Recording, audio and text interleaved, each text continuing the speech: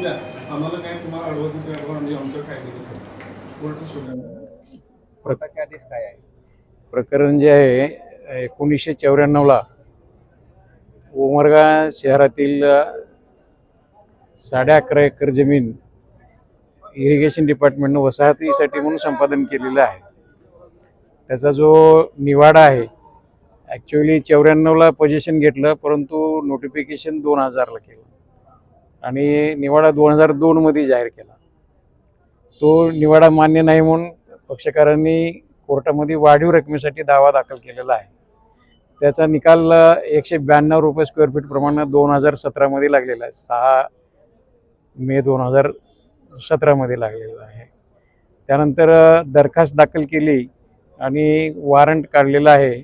87 कोटीचं साधारणतः वॉरंट आहे. आज यापूर्वी एक वेळेस आम्ही वॉरंट बजावण्यासाठी कलेक्टर ऑफिसला आलेलो होतो. त्यावेळेस त्यांनी आम्हाला लेखी दिलं होतं की 15 दिवसामध्ये आम्ही पैसे जमा करू. त्याला साधारणतः 4 महिने झालेत. 4 महिन्यापूर्वीही ते लेखी देऊनही जमा केलेलं नाही, म्हणून कोर्टाकडून परत वॉरंट काढलेलं होतं आणि आज जप्ती करण्यासाठी कलेक्टर ऑफिसमध्ये आम्ही 11:30 वाजता आलेलो होतो. परंतु कोर्टाचा आदेश असताना, बेलीफ कोर्टाचा जप्तीसाठी आलेला असताना सुद्धा कलेक्टर साहेबांनी जवळपास 1:30 वाजेपर्यंत थांबवलं आणि 1:30 वाजता चेंबरमध्ये बोलून घेऊन ठीक आहे आम्ही मार्चपर्यंत भरू असं लेखी द्यायला त्यांनी इरिगेशन डिपार्टमेंटच्याला सांगितलं. प्रत्यक्षात काही आम्हाला लेखी मिळालेलं नाही आणि आम्ही त्या 87 कोटीच्या याच्यामध्ये जप्ती करायचीच असं म्हणून या ठिकाणी थांबलेलो आहोत सध्याच्याला.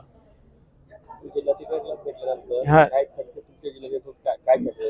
जिल्हाधिकाऱ्याला भेटल्यानंतर आम्ही सांगितलं की बाबा हायकोर्टाने या प्रकरणामध्ये 50% रक्कम जमा करा अशी 2019मध्ये ऑर्डर केलेली आहे आणि त्याच ऑर्डरप्रमाणे आजही इरिगेशन डिपार्टमेंटने फक्त 50%च मागवलेलं आहे.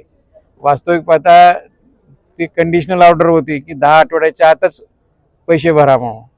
आज 6-7 वर्षे उलाले ते ऑर्डर होऊन तरी परंतु त्यांनी रक्कम भरलेली नाही. म्हणून आमचं म्हणणं होतं की 100% रकमेचीच मागणी करायला पाहिजे.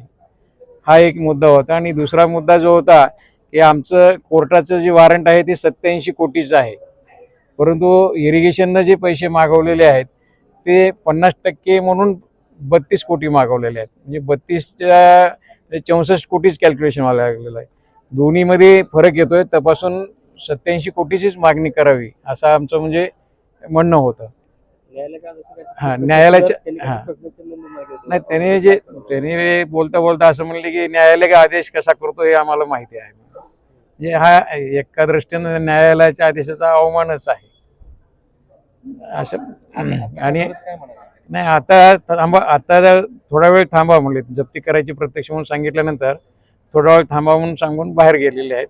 त्यामुळं येईपर्यंत थांबून आज प्रत्यक्ष जप्ती करायचं म्हणून आम्ही थांबलेलो आहोत.